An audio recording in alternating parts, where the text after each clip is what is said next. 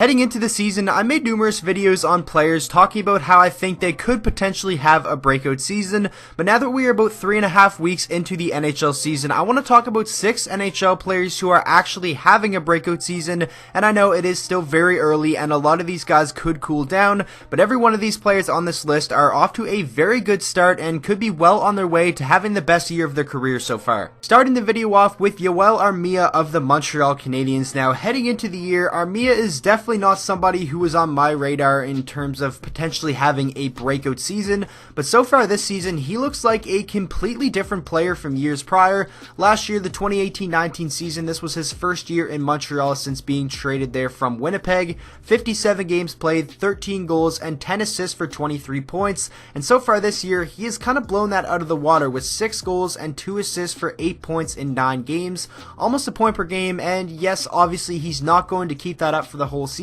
If he stays healthy for the full season and continues to score at least a similar rate to what he is right now, he is definitely in for a big breakout season and is on pace to shatter his career high in basically everything, and is definitely a player who could score 20 to 25 goals, and that would definitely be huge for this Montreal team to get some added scoring depth. And it's pretty crazy to see how good he has turned out to be for Montreal, considering he was just a throw into a cap dump trade from the Winnipeg Jets, where they were just trying desperately to unload that Steve Mason contract. And obviously I think Montreal, looking back on that, is very happy that they made that trade, because Armia has looked like a hidden gem for them. And yes, again, I'll say this a lot of times throughout the video, he's probably not going to keep up at this rate, but I still think he's going to be in for a really good year and definitely the best of his career so far. Moving along now, we have our second Montreal Canadian in a row, and that is Jonathan Drouin, a guy who has spent a lot of time playing with Armia this season, and both of those players are definitely thriving so far. He's a 24-year-old left winger, and everybody knows how up and down Drouin's career has been so far,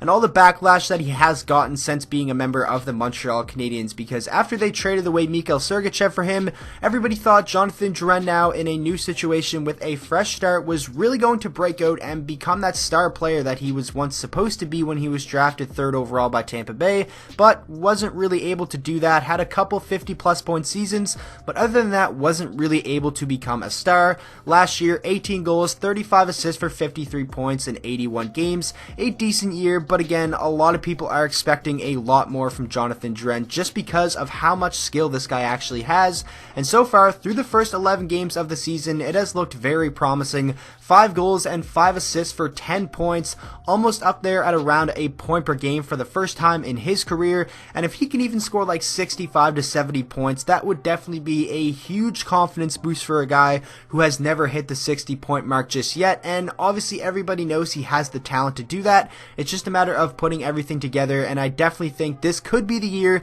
that Jonathan Drouin finally has that breakout season. I hope I'm not jinxing him, because he is one of my favorite players. You know, going up through juniors playing for the Halifax Mooseheads, I was able to watch him live numerous times, and he was definitely an exciting player to watch then, and so far this season he has definitely been an exciting player to watch for the Montreal Canadiens. So hopefully Jonathan Drouin keeps this up, because this Montreal team really needs it, and I think for his career, just for a pure confidence standpoint, Jonathan Drouin needs it as well. Next up, from the Arizona Coyotes, we have Nick Schmaltz, and last year Nick Schmaltz had a pretty decent year when he was healthy and when he was on the ice, but unfortunately that wasn't very much, as he only played 40 games and they were split between the Hawks and the Coyotes. Still had 25 points, so it was a decent year, but this year he is really blowing that out of the water so far with 4 goals and 7 assists for 11 points in 10 games, and he's honestly looked like the best forward on this Arizona Coyotes team, and they definitely needed him to step up in a big way, and so far he definitely has, because last year they struggled to score goals in a big way,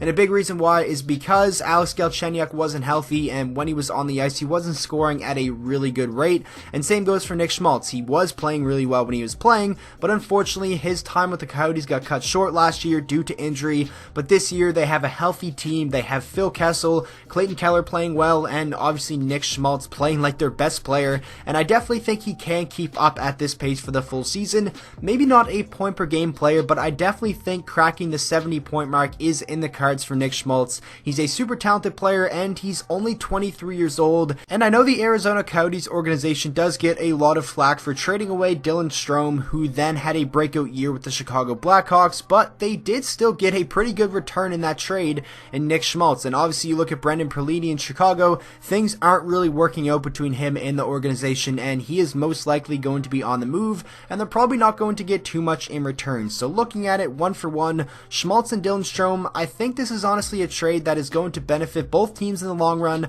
I hope Nick Schmaltz can keep this up because he has a ton of potential to be very good in this league. Moving on now, we have Roope Hintz from the Dallas Stars, and luckily for Dallas, he got off to a very hot start to the year, and if he didn't, this start could have been a lot worse for Dallas, because in their first couple of games, it really seemed like Roope Hintz was the only one scoring for them. He's a 22-year-old left winger, and a lot of people could say he kind of already had his breakout year with the back half of last season and heading into the playoffs where he was fantastic for the Dallas Stars, but in this regular season, I think he's going to take that up a notch and really become a player that you can rely on to score you like 25 to 30 goals and be like a 50-point guy. He definitely has the offensive potential to do that. Last year, in 58 regular season games, he had 9 goals and 13 assists for 22 points. And this year, in just 13 games, he already has 6 goals, just 3 less than all of last season, and 1 assist for 7 total points. Obviously, the guy isn't a playmaker. He's a goal scorer, and this Dallas team definitely needs him to keep scoring at the rate he has so far throughout the whole year, because guys like Joe Pavelski haven't gotten off to the greatest start, neither have Jamie Benn or Alex Radulov, but once all those guys get going, and if Roope Hintz can consistently be this good for the whole season, I definitely think it is going to help this team in a big way, and they can kind of turn their season around. I don't think the year is lost for them just yet. Obviously, they did put themselves in a pretty big hole, but there is a lot of talent on this team. They have a great goaltender and a great D-core when they're all playing well. This is still a pretty dangerous team, but they have to turn it around soon, and luckily for them, Roope Hintz has been pretty good from the start. Next up, from the Colorado Avalanche, we have Andre Burakovsky, and Burakovsky had a couple of really good years in a row for a young player. The 2015-16 season, he had 38 points, followed that up with 35 points in 64 games, but then his final 2 years in Washington were kind of disappointing with back-to-back 25-point seasons, and with a guy of his skill level, you definitely think he is capable of more, and ultimately I think that is a big reason why he was eventually traded away from the Washington Capitals, and Colorado is seeming like they got a gem in Andre Burakovsky, and this is kind of just another scenario of a young player not working out with one team, getting traded, having a fresh start, and really realizing their potential, because he's looked like a monster to start the year for Colorado. 4 goals, 5 assists for 9 points through the first 11 games, and that was a big thing that Colorado wanted to address this summer. It was their depth scoring. Obviously, everybody knows they have an amazing top line in Rantanen, Landeskog, and McKinnon, but behind that, what did they really have, and who could they really rely on to give them some offense? But now you have guys like Andre Burakovsky being fantastic for them after bringing him in. Nazem Kadri has fit in nicely, and also Jonas Donskoy. That basically makes up their whole second line, and they're all new faces that they brought in this summer, and they're all doing the job that Joe Sakic wanted them to do, and that is provide some depth scoring for the talent that's already on this team. Andre Burakovsky is definitely a guy who I think can score like 50 to 60 points, and that would definitely go a long way for this Colorado team. I hope he keeps it up. And now finishing out the video with Travis Konecny of the Philadelphia Flyers, and out of all the people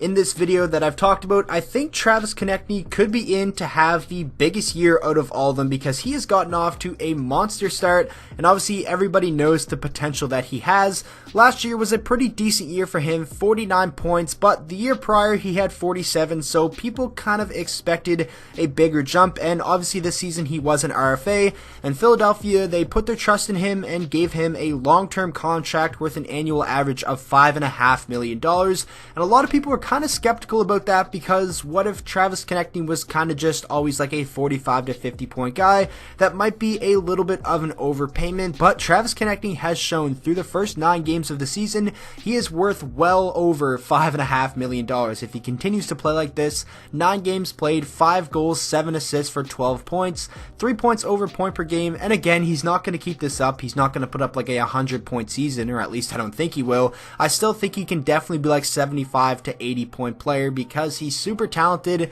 and he has looked like the best Philadelphia forward so far to start the season, and that is including guys like Jacob Voracek, like Sean Couturier, like Claude Giroux, and that's some pretty high praise for Travis Konecny, because they're all fantastic players, and if Philadelphia wants to have a really good season and get back into the playoffs. They need all their big guns to step it up, and they need Travis Konecny to continue to do this throughout the whole year, and I definitely think he can. He's been a monster so far. So that is going to wrap up this video. I really hope you guys did enjoy. Make sure to let me know down in the comment section who are some players that are having a breakout year that you've really been impressed with so far, and maybe who are some players that haven't really got going yet but you still think can have that breakout season. And with all that being said, thank you guys so much for watching today's video. If you did enjoy, please make sure to drop a like on it and subscribe to the channel for daily NHL content, and I will see you guys all in the next video.